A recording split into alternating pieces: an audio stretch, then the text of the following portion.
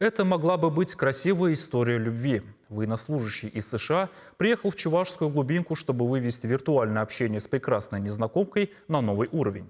Но мечты о счастливом будущем разбились о жизненные реалии. Принц оказался не настоящим.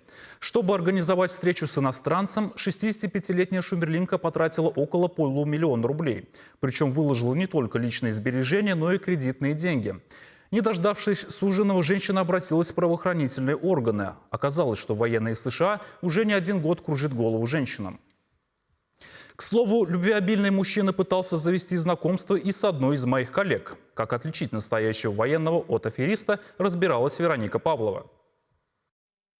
Привет, прекрасная леди. То есть вот как бы не утруждаются люди, придумывают одно и то же. Подобное сообщение, только уже от другого в кавычках иностранца, корреспондентка ТРК Чуваша Анна Филиппова получила в Фейсбуке. Фотография в профиле показалась уж больно знакомой. Журналистское любопытство взяло вверх, и моя коллега решила выяснить, как в итоге-то звать величать незнакомца. Была история, когда мне написал человек с одного аккаунта, а потом с теми же фотографиями обратился совершенно другой человек. Я сделала скрин с обоих аккаунтов, отправила одному человеку в переписке и спросила так: как же тебя все-таки на самом деле зовут? От галантности мужчины не осталось и следа. Ушел американский военнослужащий, как говорится по-французски. Кстати, именно так себя презентовал один из интернет-мошенников Аня. Любопытно, но сценарий злоумышленники разыгрывают один и тот же. Военные, и, что самое интересное, тоже из США. Завязал переписку из 65-летней жительницы Шумерли.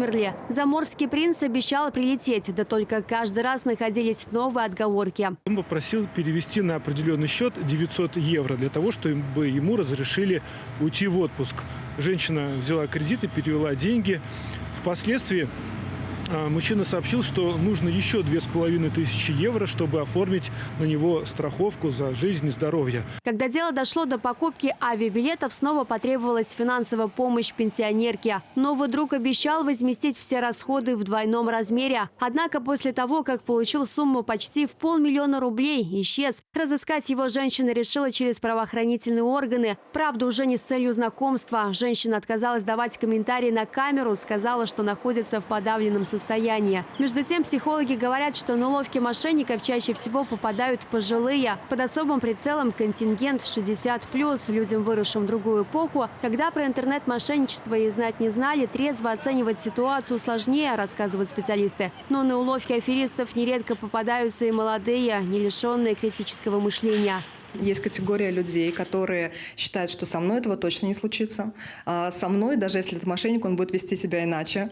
И они, именно пытаясь себе доказать обратное, да, что нет, я не такая, со мной этого не пройдет, со мной мошенник не будет себя так вести, они начинают, наоборот, участвовать его в этой игре и в итоге опять попадаются на его манипуляции и уловки. Советы, как распознать интернет-афериста, довольно простые. Для начала не стоит вступать в длительные диалоги с незнакомцами. Мошенник с легкостью подстраивается под интонацию голоса жертвы. Класть трубки тоже вариант. Если это, например, настоящий сотрудник банка, его ваша бдительность нисколько не смутит. Быть внимательным стоит и в соцсетях. Если к вам в профиль стучится незнакомец, для начала можно проверить его аватарку на подлинность, загрузив фотографию в обычный поисковик. Вероника Павлова, Дмитрий Макаров, Вести Чуваша.